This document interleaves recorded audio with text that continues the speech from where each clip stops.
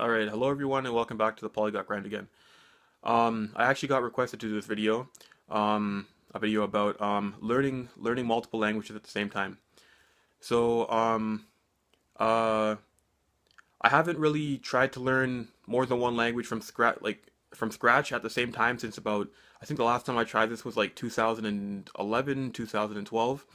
Back then, I wanted to learn Japanese, so I started learning Japanese, and then learning about Japanese got me exposed to a bit more Korean, and then so I wanted to learn Korean, and then I I remember I wanted to learn Cantonese at the same time, and then being exposed to Cantonese got me exposed a little bit to Mandarin, and then so I wanted to learn all four of them at the same time. So what I would do is I would try and divide the time equally amongst the four languages. So what I would do is I would wake up in the morning. I wake up about I think half an hour earlier than I needed to, and then I think I used to do Japanese in the morning, and then I was in high school at the time. Then I'd go to school, and then on lunch I would try and get Korean in, and then I think I used to walk home at that time. So walking home, I'd be listening to Mandarin, and then I take the bus to the library to get my homework and stuff done. So on the bus I'd be doing Cantonese and then also do a bit of Cantonese at the library before I started my homework. And then before I went to bed I just try and practice whichever language I found the most interesting that day.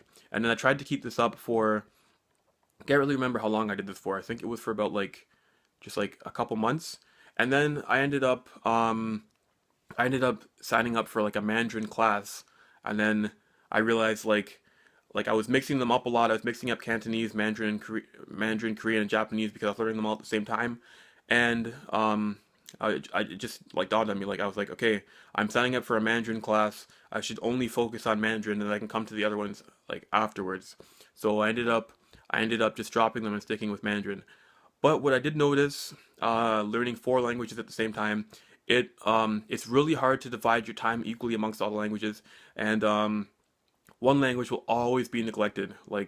I can almost guarantee that. It is I don't know what I was thinking trying to learn four languages at the same time, uh, especially from scratch, because your brain has to get used to the new vocabulary and the new patterns, and then if you're exposing your brain to four different vocabulary systems and grammar systems all at the same time, you're going to confuse yourself.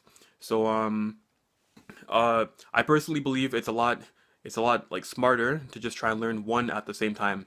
Or if you've already learned a language in the past, uh, to like if you have enough time, build upon that language while learning the new one.